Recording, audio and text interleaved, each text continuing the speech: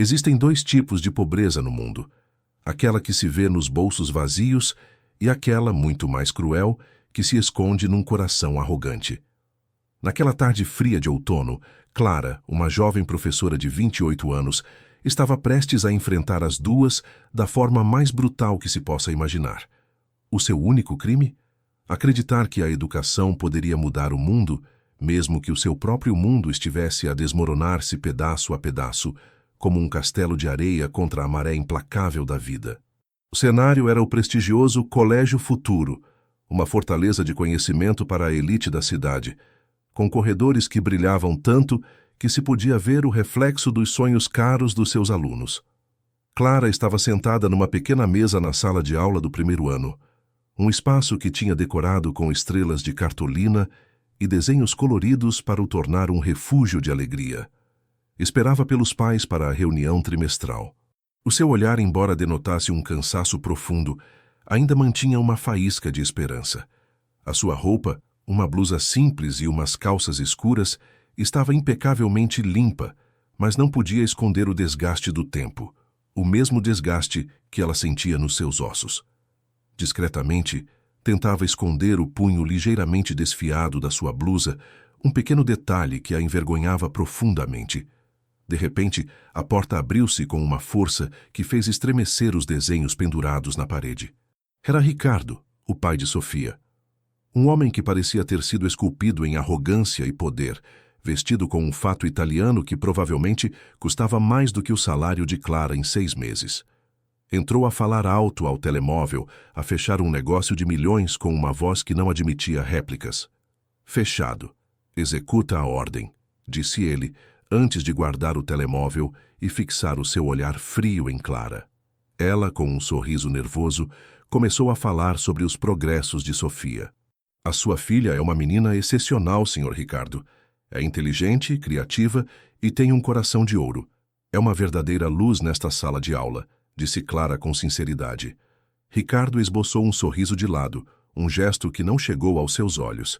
Ignorou completamente o elogio e foi direto ao assunto com a subtileza de um martelo a esmagar vidro. Professora, começou, arrastando a palavra como se fosse um insulto. Com todo o respeito, o que é que uma pessoa na sua condição pode realmente ensinar a minha filha sobre o mundo real? Sobre vencer? O mundo lá fora é uma selva, e os cordeiros como você são devorados. A pausa que ele fez antes de dizer condição, enquanto a olhava de cima a baixo, foi como uma facada no estômago de Clara. O sangue subiu-lhe ao rosto, sentindo as bochechas a arder de pura humilhação.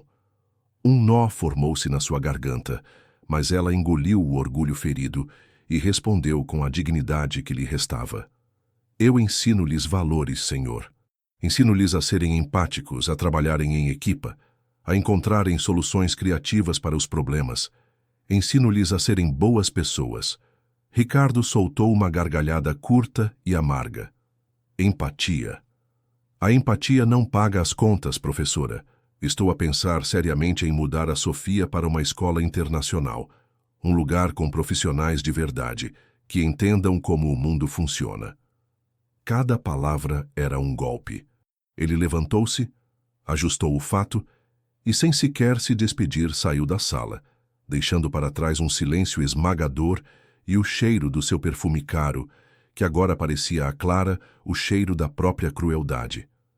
Ela ficou ali, imóvel, a olhar para a cadeira vazia, sentindo-se pequena, insignificante, exatamente como ele a queria fazer sentir. A reunião ainda não tinha terminado, mas para Clara, o dia já tinha chegado ao fim. Horas mais tarde, a realidade de Clara contrastava brutalmente com o luxo do Colégio Futuro. Abriu a porta do seu pequeno apartamento num bairro operário, um lugar modesto que mal conseguia manter. O cheiro à sopa caseira recebeu-a. O seu irmão mais novo, Lucas, de 16 anos, estava na cozinha. Desde a trágica morte dos seus pais num acidente de viação há 5 anos, Clara tinha se tornado a sua única família, a sua protetora, a sua mãe e o seu pai. Como correu a reunião? Perguntou Lucas, com a sua voz de adolescente a mudar. Clara forçou um sorriso. Bem, querido, tudo bem. mas os seus olhos não conseguiam mentir. Sobre a pequena mesa da sala, junto a um prato com o jantar de Lucas, repousava uma pilha de cartas. Contas de eletricidade, água, gás e, por baixo de tudo, o envelope que ela temia abrir. A notificação de despejo. Tinham 2 meses de atraso na renda e o senhorio tinha perdido a paciência. Naquele momento, o peso do mundo desabou sobre os seus ombros. A humilhação infligida por Ricardo, a sua arrogância, as suas palavras venenosas, tudo se misturou com o medo desesperado de falhar com o seu irmão, de acabar na rua. As lágrimas que tinha contido durante toda a tarde começaram a brotar, silenciosas e quentes. Sentou-se no sofá gasto e chorou, sentindo-se um completo fracasso, uma fraude, exatamente como Ricardo a tinha descrito. Estava sozinha, cercada por mentiras que contava a si mesma e desafios que pareciam montanhas impossíveis de escalar.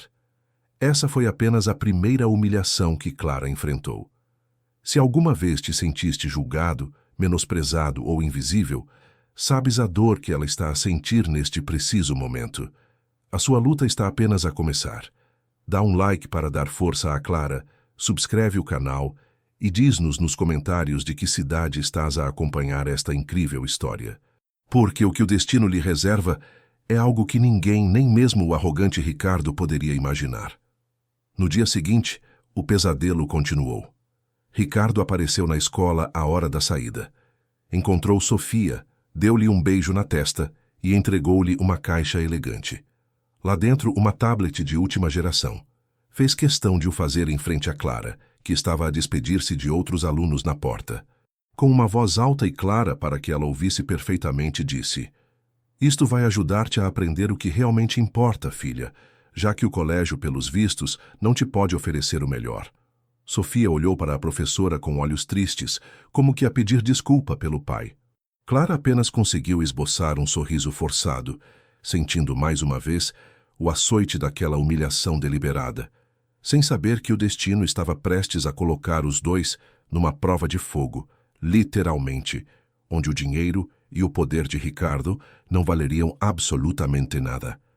Las semanas que siguieron a aquella humillante reunión se convirtieron en un campo de batalla psicológico para Clara.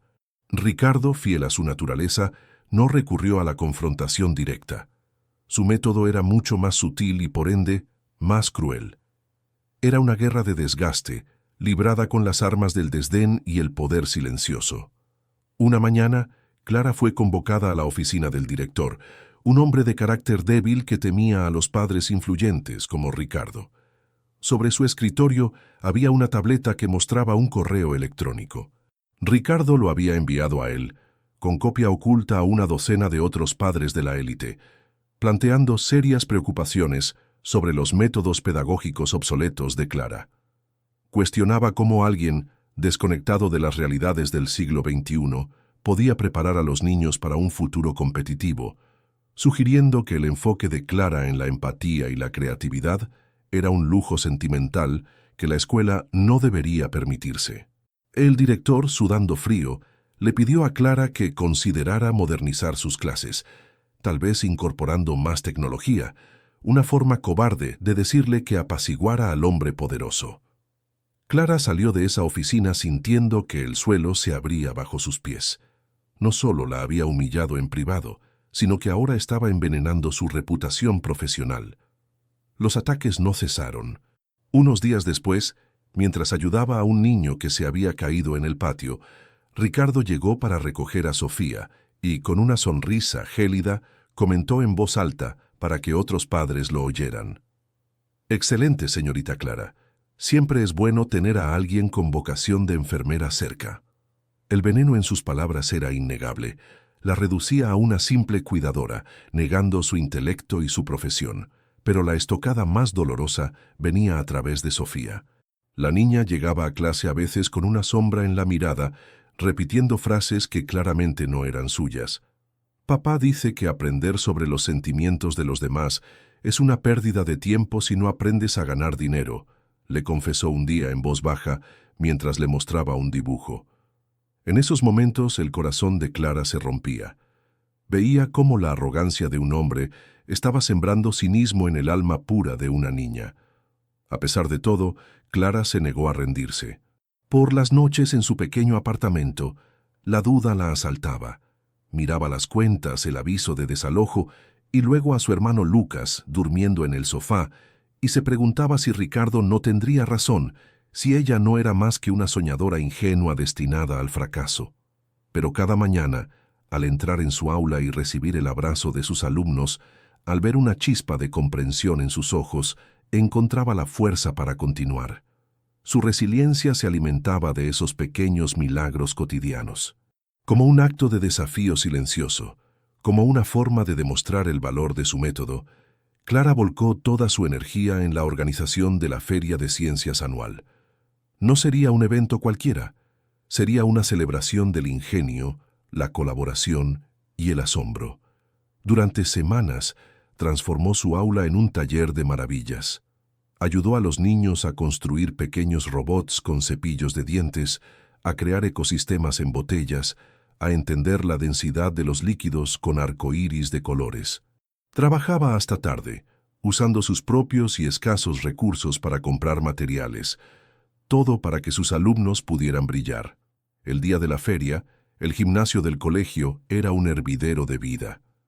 El aire vibraba con una energía eléctrica, una mezcla de orgullo parental y emoción infantil. Sofía estaba de pie junto a su obra maestra, un imponente volcán de papel maché. Lo habían construido juntas, tarde tras tarde, y el resultado era espectacular. Con un ingenioso mecanismo interno, podía incluso expulsar una mezcla de bicarbonato y vinagre que simulaba una erupción. Su rostro irradiaba una felicidad pura.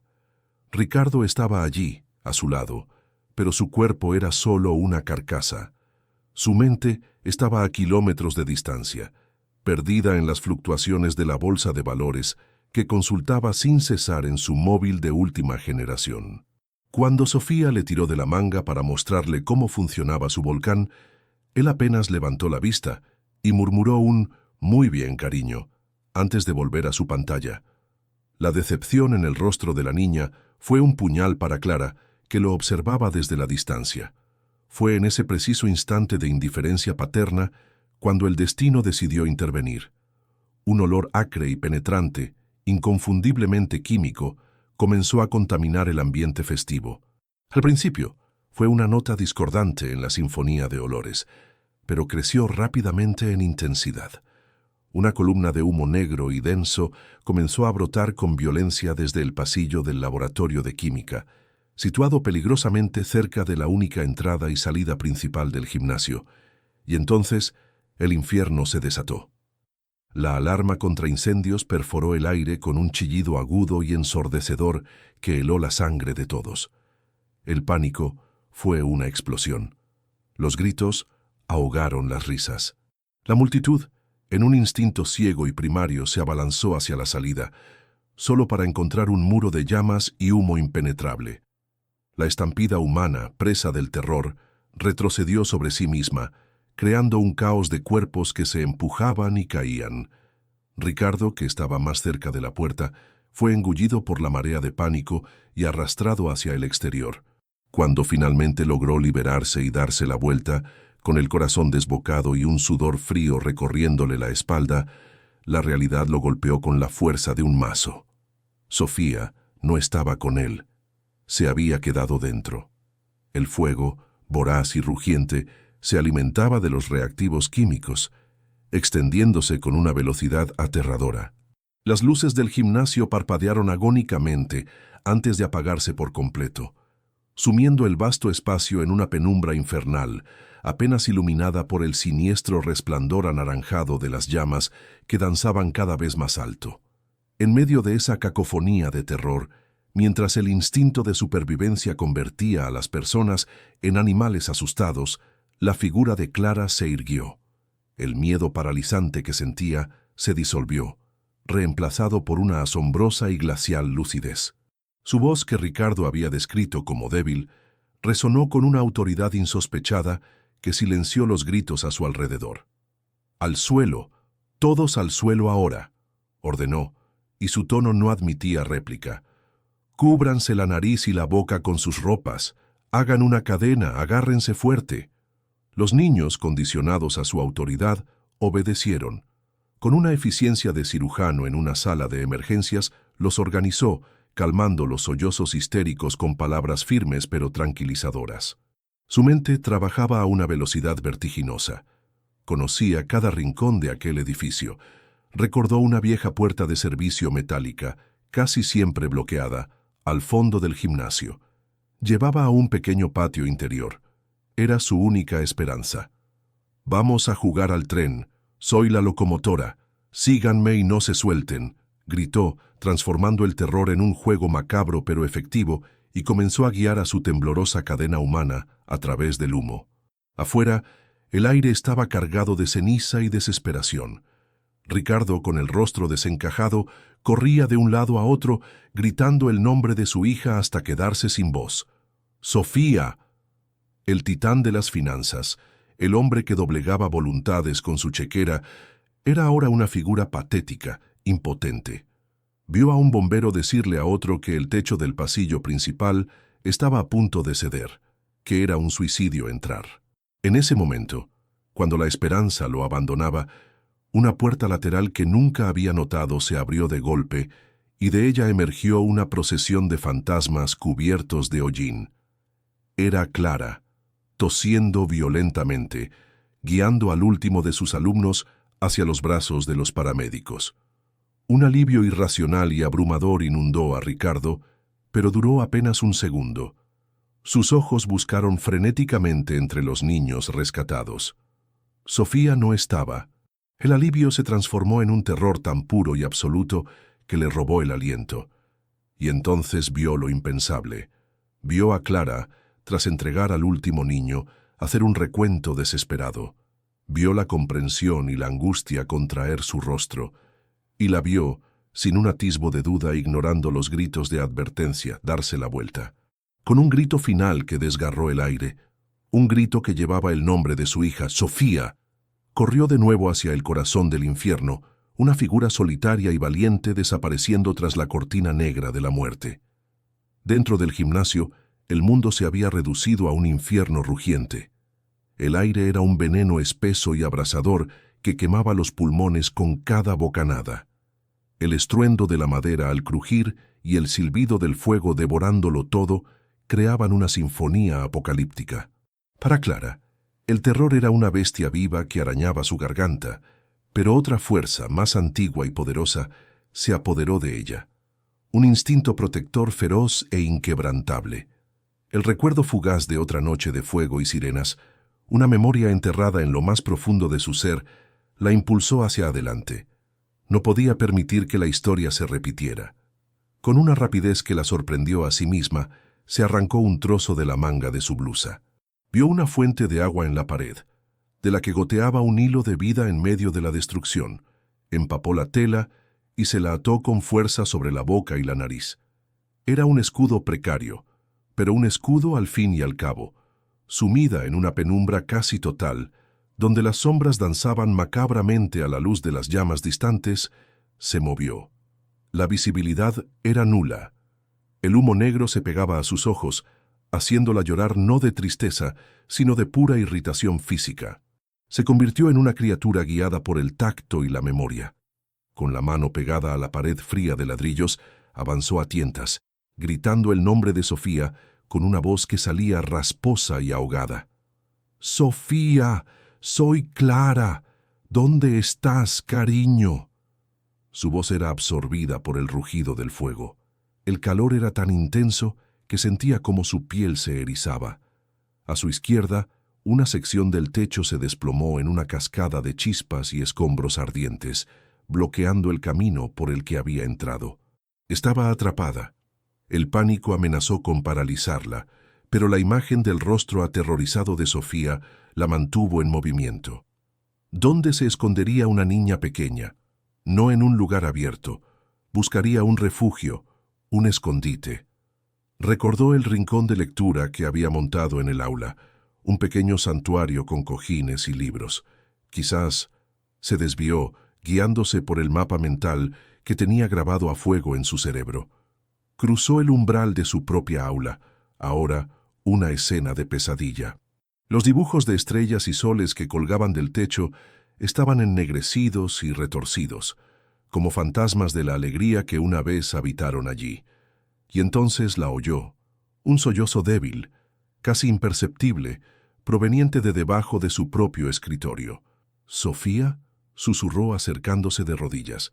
Allí, acurrucada en posición fetal, estaba la niña, temblando incontrolablemente, con los ojos desorbitados por el terror y tosiendo espasmódicamente. «Mi amor, estoy aquí», dijo Clara, y su voz, a pesar del caos, logró sonar serena y tranquilizadora. Sabía que el pánico de Sofía la tenía paralizada. No podía simplemente tirar de ella, tenía que llegar a ella. «Sofía, vamos a jugar un juego. Es un juego nuevo. Se llama El Rescate del Dragón. Yo soy la valiente caballera y tú eres la princesa. Pero para ganar, la princesa tiene que ser muy, muy sigilosa y seguir todas mis instrucciones. ¿Puedes hacer eso por mí?». Sofía, entre toses, asintió débilmente. A su lado, Clara descubrió a otros 2 niños de su clase, también paralizados por el miedo. Extendió sus manos. «Ustedes también son mis valientes escuderos.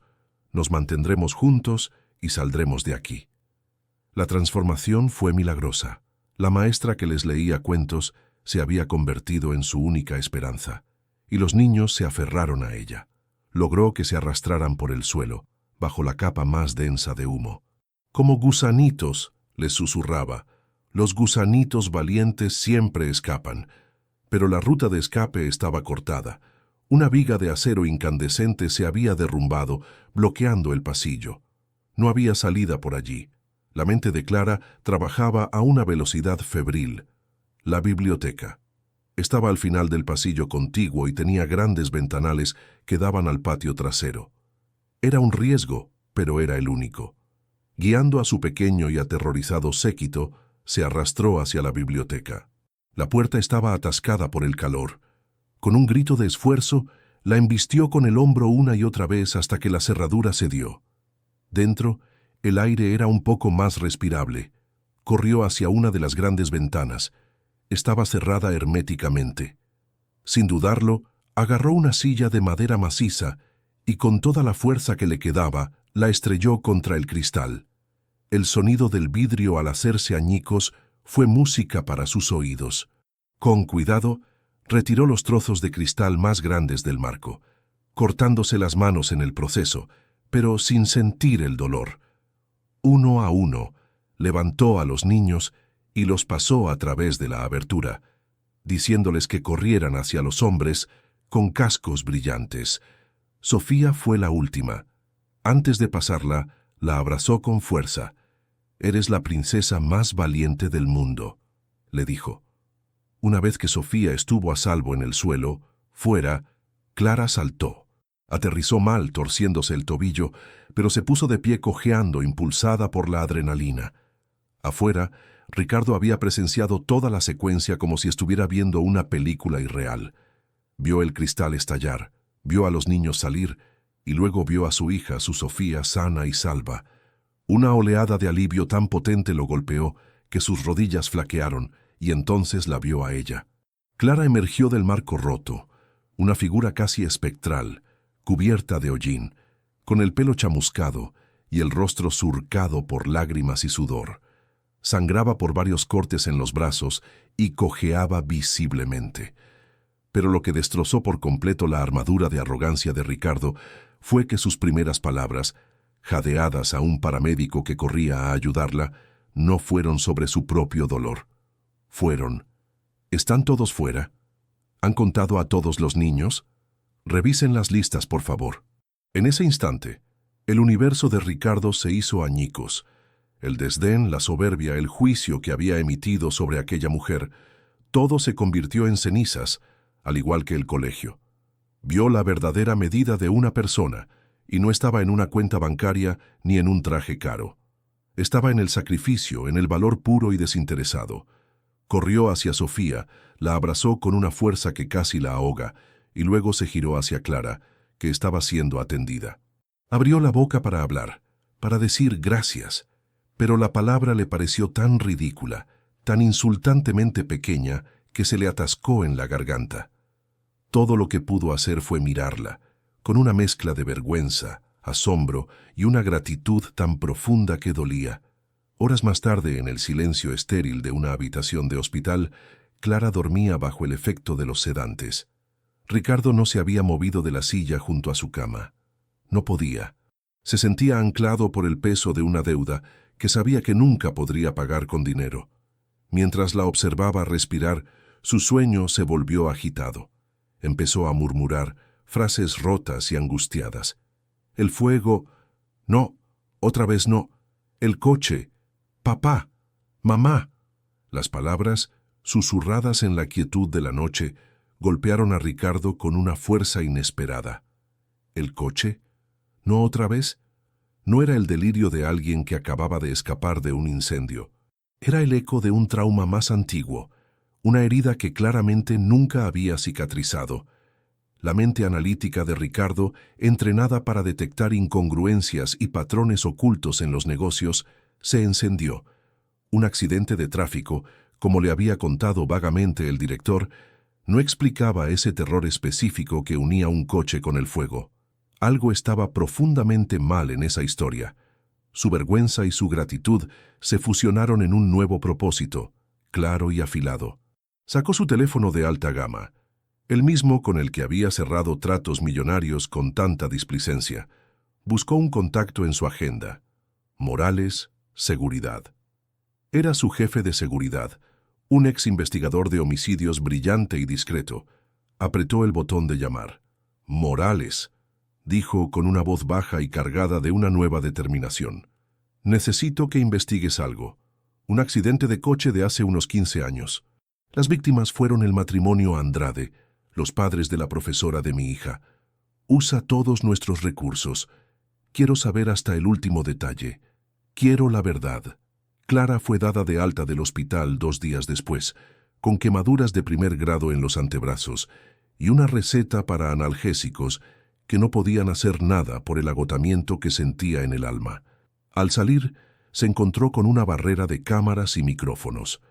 Se había convertido, muy a su pesar, en una celebridad local. Los titulares la llamaban la maestra heroína, un apodo que le resultaba extraño e incómodo. Ella no se sentía una heroína, se sentía como una superviviente, una mujer que simplemente había hecho lo que cualquiera debería hacer por proteger a un niño. Rechazó las entrevistas con una sonrisa educada pero firme, anhelando únicamente la normalidad anónima de su pequeño apartamento.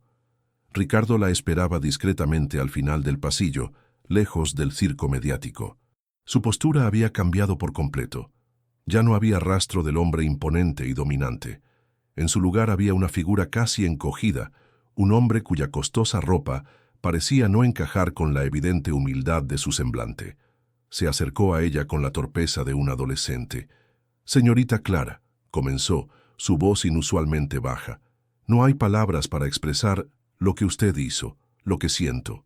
Sacó una chequera de su bolsillo interior, un gesto que antes habría sido una demostración de poder, pero que ahora parecía un acto desesperado. «Quiero ayudar. Por favor, ponga la cifra que sea. Una casa nueva, la educación de su hermano, lo que necesite. No es caridad, es una deuda». Clara lo miró fijamente. Vio en sus ojos no la arrogancia de antes, sino una profunda y genuina vergüenza. Vio a un hombre quebrado, enfrentado a la bancarrota de sus propios valores. Su primer instinto fue rechazarlo con frialdad, pero la sinceridad de su arrepentimiento era innegable. Con una calma que la sorprendió a sí misma dijo: «Guarde su dinero, señor Ricardo. Usted no me debe nada. Hice lo que tenía que hacer por mis alumnos, incluida su hija». Su negativa no fue hostil, pero fue absoluta. Trazó una línea invisible entre ellos, una que el dinero no podía cruzar. Antes de que él pudiera insistir, ella se dio la vuelta y, cojeando ligeramente, caminó hacia el taxi donde Lucas la esperaba, dejando a Ricardo solo en el pasillo del hospital, sosteniendo un cheque en blanco que de repente se sentía como el objeto más inútil del mundo. Mientras tanto, en una oficina minimalista con vistas panorámicas de la ciudad, Un mundo de acero y cristal muy alejado de la vida de Clara, la obsesión de Ricardo tomaba forma. Los negocios habían pasado a un segundo plano. Morales, su jefe de seguridad, un hombre de rostro impasible y ojos que lo veían todo, estaba de pie frente al escritorio de Ricardo. Sobre la superficie de caoba pulida había una carpeta delgada. El informe policial original es una farsa, dijo Morales sin preámbulos. Cerraron el caso en menos de 48 horas. Causa de la muerte, accidente por exceso de velocidad y fallo mecánico. Fin de la historia. Demasiado simple, demasiado rápido. Morales había activado su red de antiguos contactos, gente que le debía favores. El coche, un sedán familiar, nunca fue debidamente desguazado. Lo encontré en un depósito judicial abandonado en las afueras. Pagué al guardia para que mirara hacia otro lado durante un par de horas. En la pantalla del ordenador de Ricardo aparecieron imágenes de alta resolución, un coche destrozado y oxidado. Morales señaló un punto concreto del chasis. Mi equipo forense lo examinó esta mañana. El latiguillo del freno no estaba desgastado ni roto por el impacto. Fue seccionado. Un corte limpio, hecho con una herramienta de precisión. Y hay más. Amplió otra imagen, esta vez del depósito de combustible. Un agujero minúsculo, casi invisible, en la línea de combustible. No lo suficientemente grande para causar una fuga evidente, pero diseñado para que, con el calor del motor y la fricción del choque, el coche se convirtiera en una bola de fuego. El corazón de Ricardo se heló. Las palabras de Clara en su delirio resonaron en su cabeza. El fuego en el coche. No era un recuerdo confuso, era la descripción literal de un asesinato. ¿El motivo?, preguntó Ricardo con una voz peligrosamente tranquila. Los Andrade, los padres de Clara, no eran simples empleados, continuó Morales. Alberto Andrade era un contable forense de alto nivel. Su esposa, Elena, era auditora interna. Ambos trabajaban para una empresa tecnológica en auge en aquella época, Innovatec Solutions. Llevaban meses investigando un desfalco masivo, una trama de facturas falsas y empresas fantasma para desviar millones. Tenían pruebas contundentes. Morales pasó a la siguiente diapositiva. Era la copia de un correo electrónico. Este es el último correo que Alberto Andrade envió desde su cuenta personal, recuperado de un viejo servidor. Es para un fiscal federal. Solicitaba una reunión urgente para entregar un dossier. La reunión estaba programada para 2 días después de la fecha en que murieron. El silencio en la oficina era absoluto. No había sido un accidente. Había sido una ejecución, diseñada para silenciar a 2 personas honestas y enterrar la verdad bajo los restos calcinados de un coche familiar. El cinismo habitual de Ricardo, su coraza ante el mundo, se evaporó, reemplazado por una furia fría y pura. Esto no era un negocio que había salido mal. Era la personificación del mal. Una cobardía que le repugnaba en lo más profundo de su ser. Sabía que tenía que decírselo a Clara. Pero, ¿cómo se le entrega a alguien una verdad tan monstruosa? ¿Cómo se le dice a una persona que toda su vida de lucha y dolor no fue fruto de la mala suerte, sino el resultado de un crimen calculado? Decidió hacerlo en un terreno neutral. La citó en una pequeña y tranquila cafetería, lejos de las miradas curiosas. Clara acudió, desconfiada pero intrigada por la urgencia en su voz. Se sentaron en una mesa apartada. Ricardo no sabía por dónde empezar. Clara, dijo, usando su nombre de pila por primera vez. Necesito hablarle de sus padres. Ella se tensó al instante. No entiendo qué tiene que ver usted con mis padres. Él le contó entonces la historia, no como una acusación, sino como una presentación de hechos. Le habló de las inconsistencias del informe, del hallazgo del coche, de los cortes en los frenos. Con cada palabra, el color desaparecía del rostro de Clara. Sus manos, que sostenían una taza de té, comenzaron a temblar. Cuando Ricardo mencionó la trama de fraude en Innovatec, los ojos de Clara se abrieron de par en par, como si un viejo recuerdo se hubiera despertado de golpe. Innovatec, susurró ella. Recuerdo esa palabra. Mi padre la mencionaba por las noches. Hablaba en voz baja con mi madre. Parecían asustados. La negación inicial de Clara se derrumbó, reemplazada por una cascada de imágenes y emociones fragmentadas. Recordó el olor a quemado de la ropa de su padre el día que lo identificaron. Recordó el silencio de su casa, un silencio que nunca más se fue. Recordó la compasión condescendiente de los vecinos, hablando de «qué terrible accidente». Era todo una mentira. La vida que había vivido, la lucha por cada céntimo, el tener que criar a su hermano siendo casi una niña. Todo había sido orquestado. Las lágrimas comenzaron a brotar de sus ojos, pero no eran lágrimas de tristeza. Eran lágrimas de una rabia pura, volcánica, que había estado latente durante 15 años. «Me lo quitaron todo», sollozó, con el cuerpo sacudido por la convulsión de la verdad. «Mataron a mis padres y nos condenaron a esto».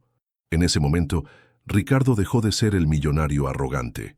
Extendió la mano sobre la mesa y con una vacilación que revelaba su propia vulnerabilidad, cubrió la de ella.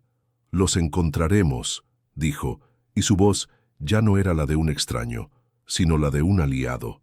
«Le juro que encontraremos a los responsables y pagarán por lo que hicieron». Esa misma noche, se reunieron de nuevo en la oficina de Ricardo. Clara ya no parecía una víctima frágil. Sus ojos, aunque enrojecidos, ardían con una nueva determinación. Estudiaba los documentos sobre la mesa con la misma intensidad con la que preparaba sus clases. Morales entró en la oficina, su rostro tan impasible como siempre, pero con una carpeta nueva en la mano. «Lo tenemos», anunció.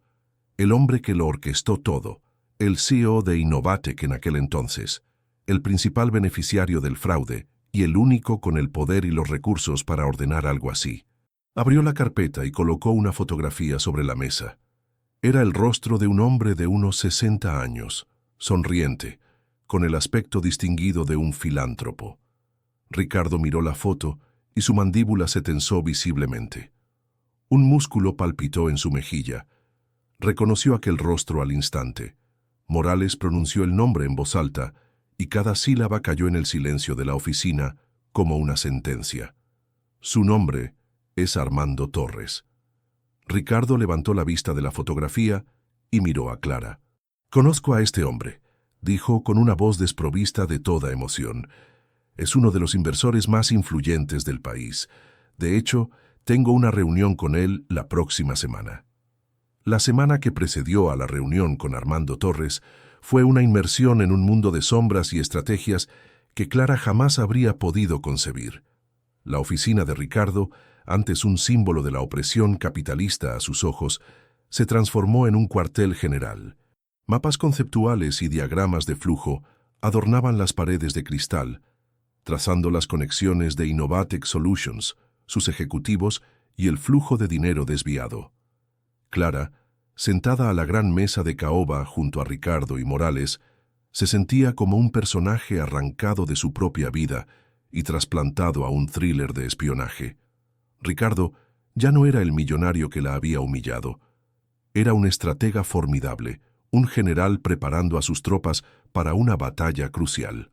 «No podemos enfrentarlo directamente», explicó Ricardo. Su voz era un murmullo calculado. «Armando no es un matón callejero, es un depredador corporativo. Acusarlo sin pruebas irrefutables sería un suicidio profesional y, posiblemente, literal. Se esconderá detrás de un ejército de abogados y nos destruirá en los tribunales y en la prensa. La reunión no es para acusar, es para observar, para provocar». Su plan era de una sutileza diabólica. Hablarían de una posible fusión, un cebo irresistible para un hombre como Torres, y en medio de la charla sobre proyecciones financieras y sinergias de mercado, Ricardo soltaría las palabras clave: Innovatec, auditoría interna, fugas de información. No como una acusación, sino como ejemplos de casos de estudio. Observaré sus ojos, sus manos, la tensión en su mandíbula. Buscaré la fisura en su armadura, concluyó Ricardo. Clara, por su parte, se convirtió en el archivo viviente de la investigación. Pasó horas con Morales, reconstruyendo los últimos meses de vida de sus padres. Describió la ansiedad de su padre cómo empezó a trabajar hasta altas horas de la noche, las conversaciones susurradas con su madre. Recordó un nombre que su padre mencionó una vez con desprecio: el tiburón, un apodo que usaban internamente para referirse a su jefe. Ese apodo era Armando Torres. Cada pequeño detalle, cada recuerdo fragmentado, añadía una capa de humanidad a los datos fríos que Morales había recopilado. No estaban cazando a un villano abstracto, estaban persiguiendo al hombre que había robado las risas de su hogar. Mientras tanto, para garantizar su seguridad, Ricardo había trasladado a Clara y a Lucas a un lujoso apartamento de su propiedad, un piso franco, con seguridad las 24 horas. Lucas estaba fascinado por el lugar, pensando que era una especie de vacación extravagante, una generosidad inexplicable por parte del padre de la amiga de su hermana. Clara le mantuvo en la ignorancia para proteger su inocencia, un peso más sobre sus ya cargados hombros. El día de la reunión el aire estaba cargado de una tensión casi palpable. Se encontraron en un restaurante exclusivo en el último piso de un rascacielos, un lugar donde se cerraban tratos de miles de millones entre platos de alta cocina. Armando Torres era exactamente como en la foto, carismático, impecablemente vestido, con una sonrisa que inspiraba confianza y un par de ojos fríos como el hielo. Saludó a Ricardo como a un igual, un miembro del mismo club de titanes. La primera hora fue un baile perfectamente coreografiado de poder y diplomacia. Hablaron de mercados emergentes, de políticas gubernamentales, de sus respectivas carteras de inversión. Armando era brillante, elocuente y absolutamente seguro de sí mismo, y entonces Ricardo hizo su primer movimiento. Mientras discutían los riesgos de una adquisición, Ricardo comentó de pasada: «Me recuerda a la vieja Innovatec Solutions, un potencial increíble, pero con una cultura interna tóxica. Tuve la oportunidad de invertir en ellos en su día, pero algo en su contabilidad no me cuadraba». Ricardo observó a Torres por encima de su copa de agua. El cambio fue casi imperceptible para un ojo no entrenado, pero para Ricardo fue como un faro en la noche. La sonrisa de Armando no vaciló, pero sus ojos perdieron su brillo por una fracción de segundo. Hubo una microexpresión, un levísimo fruncimiento del entrecejo que duró menos que un parpadeo. Su mano, que estaba a punto de tomar un sorbo de vino, se detuvo en el aire un instante antes de continuar el movimiento. Era la confirmación. Ricardo continuó, subiendo la apuesta. De hecho, recuerdo haber leído un caso sobre dos de sus empleados, un matrimonio de auditores, los Andrade. Un ejemplo trágico de lo que sucede cuando los empleados honestos se topan con la corrupción sistémica. Murieron en un desafortunado accidente justo antes de poder hablar. ¿No es así? El nombre Andrade flotó en el aire entre ellos como un fantasma. La fachada de Armando Torres finalmente se agrietó. Su sonrisa se volvió forzada, una máscara de cera. Francamente, Ricardo, eso fue hace una eternidad. No recuerdo los detalles de cada empleado que pasó por la empresa, dijo con una frialdad estudiada, pero su lenguaje corporal lo traicionaba. Se reclinó ligeramente en su silla, un gesto defensivo. El color de su rostro había cambiado sutilmente. Ricardo había logrado su objetivo. Había sacudido la jaula del depredador. Sabía, con una certeza absoluta, que estaba sentado frente al asesino de los padres de Clara. La reunión terminó poco después, con apretones de manos cordiales y promesas vacías de volver a hablar, pero ambos hombres sabían que se había declarado una guerra silenciosa.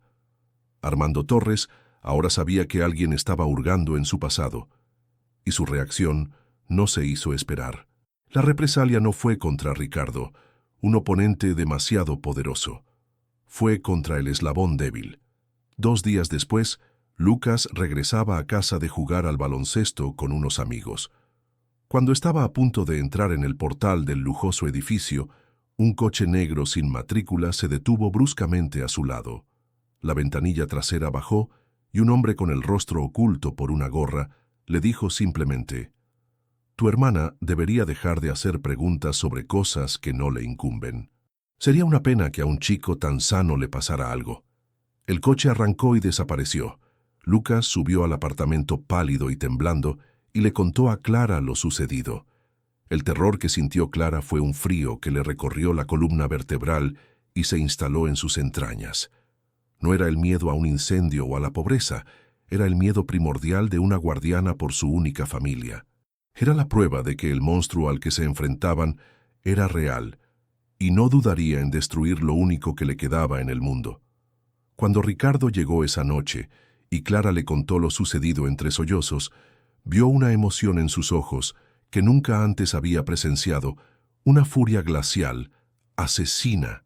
«Se acabó el juego», dijo Ricardo con una voz gutural. «Este hombre ha cruzado la línea». Inmediatamente duplicó la seguridad, puso a Lucas bajo protección constante y se encerró con Morales. Fue en medio de esa atmósfera de miedo y rabia cuando llegó la llamada que lo cambiaría todo. Clara, incapaz de dormir, había estado revisando obsesivamente una vieja caja de documentos de su padre, buscando cualquier cosa que pudieran haber pasado por alto. Encontró un pequeño diario de contabilidad personal.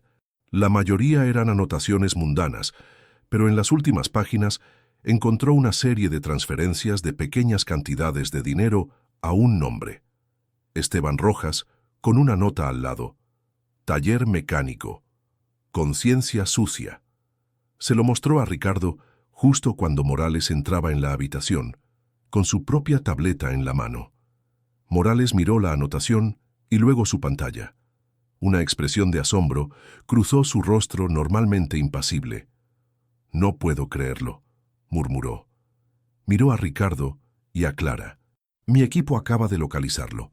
Esteban Rojas, un mecánico que recibió un pago anónimo de una cuenta offshore vinculada a Innovatec una semana antes del accidente. Lo hemos encontrado en un hospicio en las afueras. Cáncer de pulmón, en fase terminal.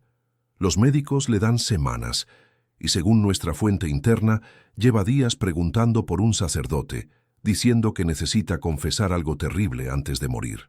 La noche se cernió sobre la ciudad como un manto de terciopelo oscuro, indiferente a la tormenta que estaba a punto de desatarse.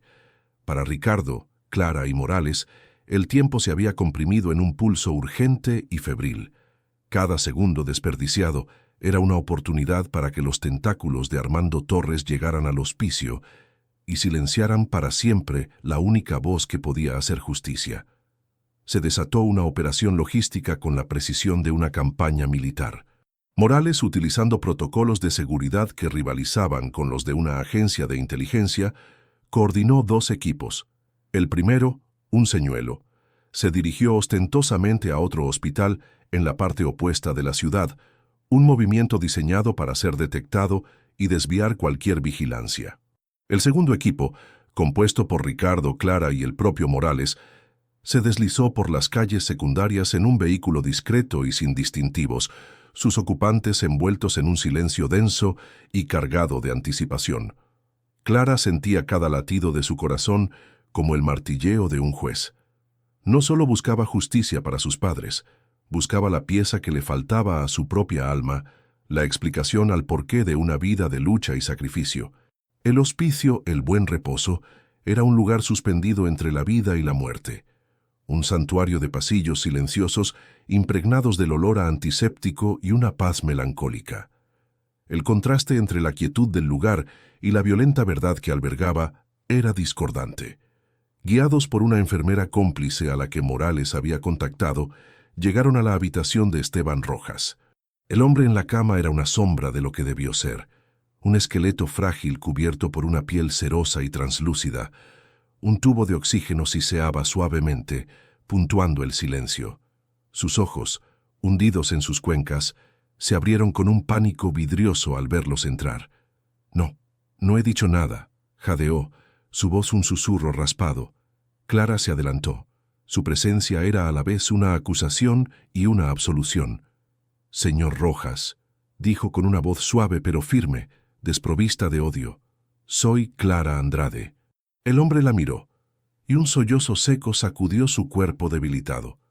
En sus ojos Clara no vio a un monstruo, sino a un hombre aterrorizado, ahogándose en 15 años de culpa. Fue esa humanidad inesperada lo que rompió el dique. Esteban Rojas confesó. Con Morales grabando cada palabra en vídeo y audio de alta definición, el mecánico relató la historia con pausas agónicas para respirar. Contó cómo dos hombres trajeados se le acercaron en su taller, cómo le ofrecieron una cantidad de dinero que cambiaría su vida, suficiente para la operación de su esposa enferma. Contó cómo se negó al principio y cómo ellos regresaron con amenazas veladas contra su propia familia. Describió con un detalle insoportable cómo, en la oscuridad de la noche, manipuló el sedán de los Andrade, cómo sus manos expertas se convirtieron en las herramientas de un asesino. El corte en el latiguillo del freno era para que no pudieran detenerse en la curva de la carretera de la montaña, susurró, las lágrimas surcando su rostro demacrado. Y el agujero en la línea de combustible, me dijeron que parecería una chispa del impacto. Mintieron. Querían que se quemara todo, que no quedara nada. La confesión era cruda, visceral y absolutamente irrefutable. Al terminar, sus ojos buscaron los de Clara, implorando un perdón que ella no sabía si podía conceder, pero comprendió que su verdadero juicio no estaba en sus manos. Con la confesión en su poder, un arma digital de un poder devastador, Ricardo descartó la idea de ir a la policía. Sabía que un hombre como Torres tenía jueces y fiscales en su nómina. El sistema legal podría ser un laberinto diseñado para proteger a los de su clase. Su plan era mucho más audaz, una ejecución pública en la arena donde Torres se sentía más invulnerable. El mundo de la alta sociedad y las finanzas. Durante las siguientes 2 semanas, Ricardo orquestó el evento del año, la Gala Benéfica por el Futuro, un acto filantrópico para recaudar fondos para la reconstrucción del colegio y la creación de becas para niños sin recursos. Era la tapadera perfecta, un cebo irresistible para el ego de Armando Torres, quien, creyéndose a salvo tras su advertencia a Lucas, no podía permitirse no ser visto como el principal benefactor de una causa tan noble. La noche de la gala, el salón del hotel más lujoso de la ciudad resplandecía. El aire vibraba con el murmullo de la élite del país, un mar de esmóquines y vestidos de alta costura. Armando Torres era el centro de atención, sonriente y magnánimo, aceptando elogios por su generosidad. Clara estaba allí, entre bastidores, con el corazón en un puño. Ricardo subió al escenario. La sala quedó en silencio. Agradeció a todos su presencia y habló elocuentemente sobre la importancia de la educación y la comunidad. Y entonces su tono cambió. Esta noche también quiero hablarles de una historia, dijo, su voz resonando en el salón. Una parábola moderna sobre el verdadero coste del éxito. Contó la historia de 2 empleados honestos, un matrimonio valiente que descubrió un nido de corrupción en su empresa. Describió cómo fueron silenciados para proteger las ganancias de un solo hombre, un tiburón que anteponía el oro a la vida humana. Mientras hablaba, los ojos de Armando Torres empezaron a mostrar inquietud. La sonrisa se congeló en su rostro. Algunos podrían pensar que esta es solo una historia, continuó Ricardo. Pero la tragedia es real, y el hombre responsable está aquí, entre nosotros, esta noche. De repente, la pantalla gigante detrás de Ricardo, que hasta entonces mostraba el logotipo de la gala, cobró vida. El rostro demacrado de Esteban Rojas apareció, llenando la pantalla, y su voz, amplificada por el sistema de sonido del salón, comenzó a relatar la confesión. El silencio se volvió sepulcral. Se oía el sonido de copas que se posaban en las mesas. El horror se dibujó en los rostros de los invitados. Vieron la máscara de filántropo de Armando Torres derretirse en tiempo real, revelando al monstruo que había debajo. Cuando la confesión terminó, Torres estaba lívido, paralizado. En ese preciso instante, las puertas principales del salón se abrieron y varios agentes de policía, liderados por un detective que Morales había contactado y provisto de una copia de las pruebas, caminaron con determinación hacia su mesa. El humillado y expuesto Armando Torres fue esposado frente a toda la élite que una vez lo había adulado, en un acto de justicia poética tan perfecto que era casi teatral.